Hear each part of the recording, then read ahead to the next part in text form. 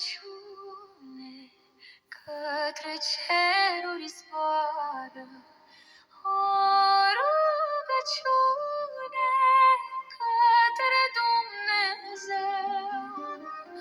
Maică curată, pururea Fecioară, ridică greul sufletului meu. Maică curată, pururea Fecioară, ridică greul sufletului meu.